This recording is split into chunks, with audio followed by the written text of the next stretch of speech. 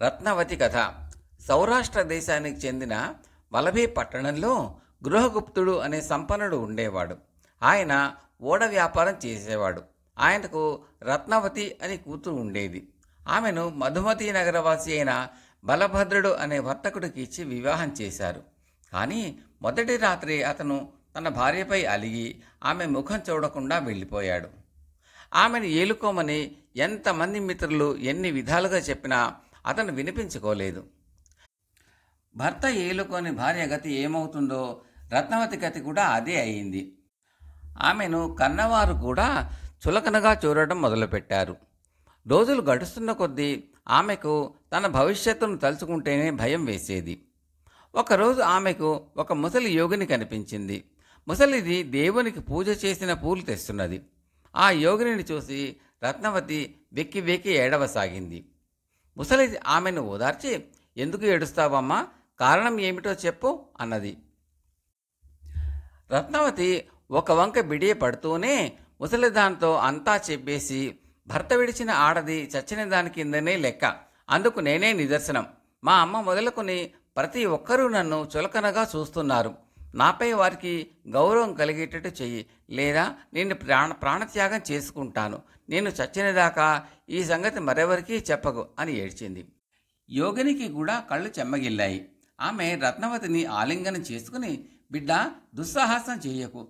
నీకు జీవితం మీద విరక్తి కలిగితే నాతో పాటు తపస్సు చెయ్యి. లేదు, నీ భర్త చేసిన దానికి విరుగుడు ఏమైనా ఉంటే నా చేతనైన సహాయం యావత్తూ చేస్తాను. ఏం చేయమంటావో చెప్పు" అన్నది. స్త్రీకి భర్త కంటే కావలసినది ఏమున్నది? నాకు నా భర్త తిరిగి లభించే ఉపాయం చూడాలి. మా ఇంటి సమీపంలో నిధిదత్తుడు అనే వర్తకుడు ఉన్నాడు. ఆయన గొప్ప కులీనుడు, రాజాదరణ కలవాడును. ఆయన కుమార్తె కనకవతి అచ్చగా నన్ను పోలి ఉంటుంది. నాకు స్నేహితురాలు. నేను దానికన్నా ఎక్కువ నగలు ధరించి అలంకరించుకుని దానితో పాటు వారి మేడ మీద విహరిస్తూ ఉంటాను.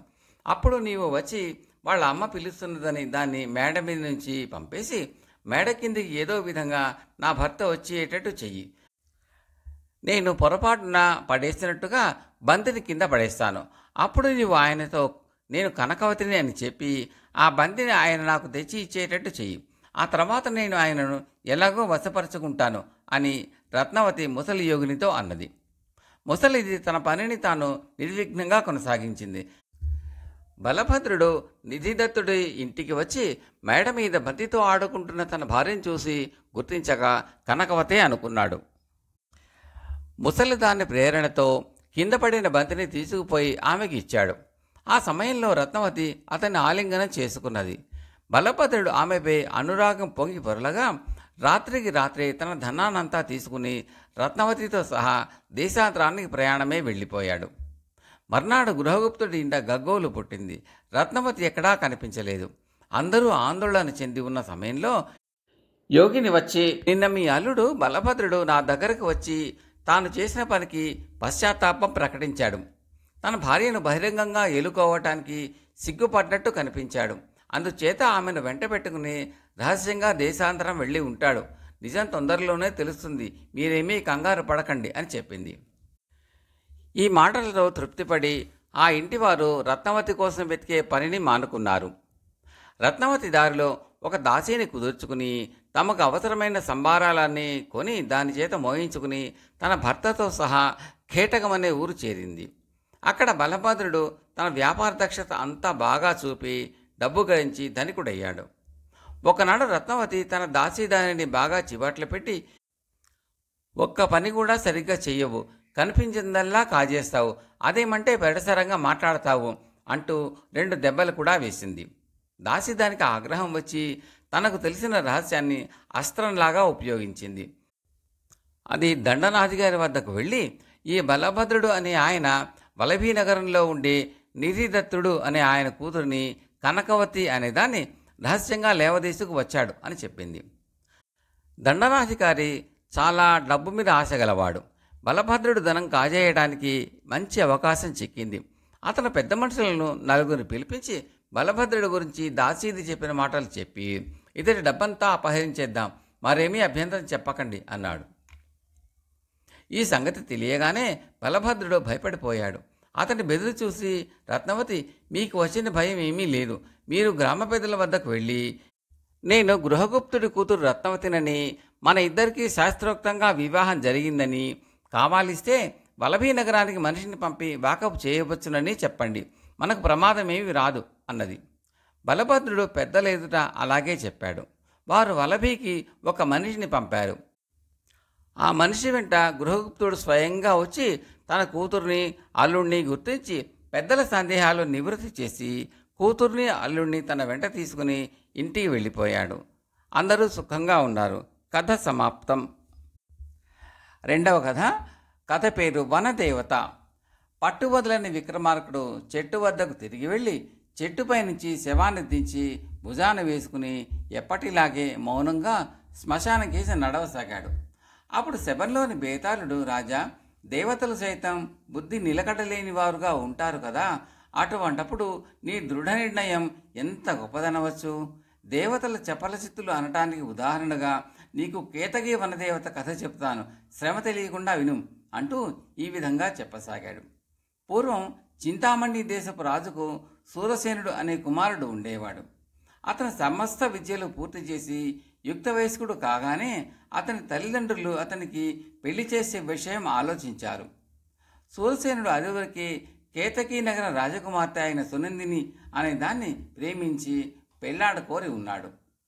ఆ సమయంలోనే సునందిని స్వయంవరం ఏర్పాటైనట్టు వార్త వచ్చింది. ఆ స్వయంవరానికి సూరసేనుడు కూడా బయలుదేరాడు. అతను కేతకీ నగరం సమీపంలో ఉన్న కేతకీవనం ప్రవేశించి తన పరివారం కన్నా ముందుగా గుర్రం మీద వెళ్తూ ఉండగా మొగలి పొదల మధ్యగా అతని దారికి అడ్డంగా ఒక దేవతలాంటి స్త్రీ ప్రత్యక్షమైంది. ఎవరు మీరు? నాకు దారి ఇవ్వండి అని సూరసేనుడు అడిగాడు. దానికి ఆ స్త్రీ అతని తేరిపార చూస్తూ, మానవుల్లో నీ అంత సౌందర్యవంతుడు ఉంటారని నేను ఊహించినైనా ఊహించలేదు. నాకు నీపైన మోహం కలిగింది. నన్ను గాంధర్వ వివాహం చేసుకుని నాతో పాటు ఎప్పటికీ ఈ వనంలో ఉండిపో, నీకు దేవత్వం ఇస్తాను అన్నది. నాకు మానవ జన్మ చాలు, మానవ సుఖాలు చాలు, దేవతలకు మానవులకు పొత్తు కుదరదు. ఇక దేవత్వం మాటకు వస్తే, ఒకరిప్పించే దేవత్వం ఎంతకాలం నిలుస్తుంది?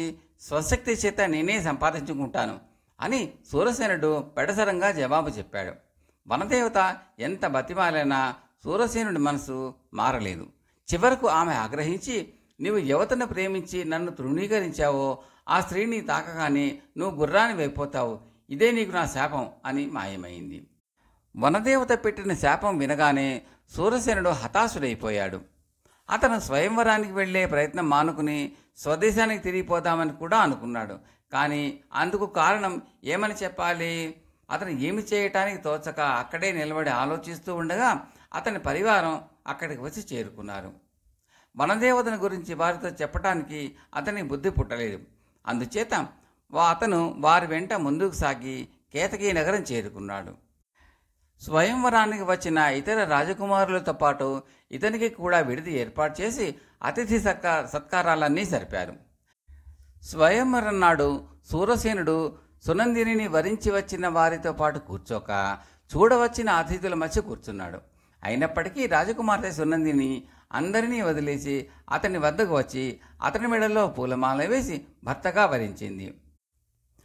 ఇప్పుడు సూరసేనుడికి పెద్ద సమస్య వచ్చి పడింది. అతను సునందినితో ఏకాంతంగా మాట్లాడాలని కోరాడు. అందుకు తగిన ఏర్పాట్లు చేశారు. అప్పుడు అతను ఆమెతో కేతకీ వనదేవత వృత్తాంతం అంతా చెప్పి, మనకు జరిగే పెళ్లి తప్పక నిరర్ధకమవుతుంది, అందుచేత వివాహం జరిగేలోపుగా ఏదో ఒక మిష పెట్టి మరొకరిని భర్తగా ఎంచుకోవటం మంచిది అన్నాడు. నేను మిమ్మల్ని భర్తగా ఏనాడో ఎన్నుకున్నాను. భవిష్యత్తులో ఏమి జరిగేది ఎవరికీ తెలియదు కదా. ఒకవేళ తెలిసినంత మాత్రాన మనసులు మారిపోతాయా? ఏడాది మాత్రమే ఆయుర్దాయం గల సత్యవంతుణ్ణి సావిత్రి తెలిసి పెళ్ళాడలేదా? దానికి రాబోయేదానికి భయపడి ఆత్మద్రోహం చేసుకుని మరొకరిని వరించడం నాకు శక్యం కాదు. ఏమైతే అదే అవుతుంది అని సునందిని అతనితో అన్నది. వారిద్దరికీ శాస్త్రోక్తంగా వివాహం ప్రారంభమైంది. వివాహ సమయంలో దంపతులు పాణిగ్రహణం చేయగానే సూరసేనుడు పెళ్లిపీటల మీదనే గుర్రంగా మారిపోయాడు. పెళ్లితంతు యావత్తు రసాభాస అయింది. అతిథులు అందరూ అప్పటికప్పుడే ప్రయాణమై ఎవరి దారిన వాళ్ళు వెళ్ళిపోయారు. సునందిని తల్లిదండ్రులకు బంధువులకు తీరని తలవంపు జరిగింది. సునందిని గుర్రంగా మారిన తన భర్తతో, మనం ఇక్కడ ఉండటం భావ్యం కాదు, మీ దేశం వెళ్ళిపోదాం రండి అన్నది. వారు కేతకీవనం ప్రవేశించి కొంత దూరం వెళ్ళేసరికి వారికి అడ్డంగా దారిలో వనదేవత ప్రత్యక్షమై, ఎవరు నీవు? ఈ గుర్రాన్ని వెంట పెట్టుకుని ఎక్కడికి పోతున్నావు అని అడిగింది. దానికి ఆమె, ఇది గుర్రం కాదు, నా భర్త. ఎవరో దేవత కుటిల బుద్ధితో ఈయనను ఇలా కమ్మని శపించింది అన్నది. నేనే ఆ దేవతను. నేను ఇతన్ని మోహించి నన్ను పెళ్ళాడమన్నాను, దైవత్వం కూడా ఇస్తానన్నాను. నీపై గల వ్యామోహం చేత నన్ను తృణీకరించి అందుకు తగిన శిక్ష పొందాడు అన్నది వనదేవత. సునందిని వనదేవత కాళ్లపై పడి, తల్లి, నా భర్తను తిరిగి మనిషిగా చెయ్యి. నేను నీ సుఖానికి ఏమీ అడ్డురాను. యావజ్జీవం నీ దాసిగా ఉండి ఊడిగం చేస్తాను అని ప్రాధేయపడింది. అదేమీ వీలు కాదు. నేనితనికి గుర్రం రూపం ఇచ్చింది నీ కారణంగానే. నీ శుశ్రూషలు దేవతనైనా నాకెందుకు అన్నది వనదేవత. అలా అయితే నన్నే గుర్రంగా మార్చి నీ కసి తీర్చుకుని ఆయనకు మానవ రూపం ఇచ్చేయి. అప్పుడు ఆయన నిన్ను ప్రేమించడానికి నేను అంతరాయంగా ఉండను అని సునందిని వేడుకున్నది. వనదేవత ఒక్క క్షణం ఆలోచించి సూరసేనుడికి మానవ రూపం ఇచ్చి అంతర్ధానమైపోయింది. తర్వాత వారికి వనదేవత కనిపించనే లేదు. సూరసేనుడు తన భార్యతో సహా స్వదేశానికి తిరిగి వచ్చి ఆమెతో కలకాలం సుఖంగా జీవించాడు. బేతాళుడు ఈ కథ చెప్పి, రాజా, వనదేవత తన మనసు ఎందుకు మార్చుకున్నది? సునందిని గుర్రంగా మార్చి సూరసేనుడిని మనిషిని చేసినట్టయితే వనదేవతకి తన కోరిక ఫలించి ఉండేదేమో కదా. అలా చేయక సూరసేనుడిని మనిషిగా మార్చి తన దారిని తాను ఎందుకు వెళ్ళిపోయింది? అతనిపై నిజమైన మోహం లేకనా, లేక సునందిని చూసి జాలి కలిగా? ఈ సందేహానికి సరైన సమాధానం తెలిసి కూడా చెప్పకపోయావో నీ తల పగిలిపోతుంది అన్నాడు. దానికి విక్రమార్కుడు, వనదేవత సూరసేనుడిని విడిచిపుచ్చడానికి కారణం అతనిపై తగినంత మోహం లేకపోవటమూ కాదు, సునందిని చూసి జాలిపడి కాదు. ఒక మానవ స్త్రీ తాను ప్రేమించిన వాడి క్షేమం కోసం ఎంత త్యాగమైనా చేయటానికి సిద్ధంగా ఉండటం చూసి దేవత అయిన తాను అంతకంటే తక్కువగా ప్రవర్తించడం భావ్యం కాదనుకుని జాత్యభిమానం కొద్దీ సూరసేనుని విడిచిపుచ్చింది అన్నాడు. రాజుకి ఈ విధంగా మౌనభంగం కలగగానే బేతాళుడు శవంతో సహా మాయమై తిరిగి చెట్టెక్కాడు. కథ సమాప్తం. కథలను విన్న శ్రోతలకు మనవి, మీకు ఈ కథలు నచ్చితే లైక్ చేయండి, బంధుమిత్రులతో షేర్ చేయండి. ఇప్పటి వరకు నా ఈ ఛానల్కు సబ్స్క్రైబ్ చేయకపోతే సబ్స్క్రైబ్ చేయండి.